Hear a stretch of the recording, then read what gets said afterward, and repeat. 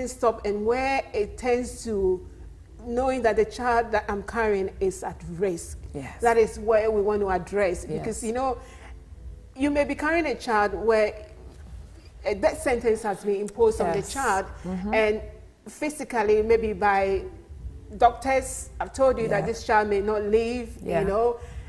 How are you going to do in this situation? And we know that maybe somebody might be going through something like that. And also, not only physically, but spiritually as well. You know, you know what is going on, and you know that that sentence has been imposed on the child, you know. So I believe that Moses' mother might have done, surely she just didn't, you know, as a praying woman, she was also confessing positive things into the child's life as well.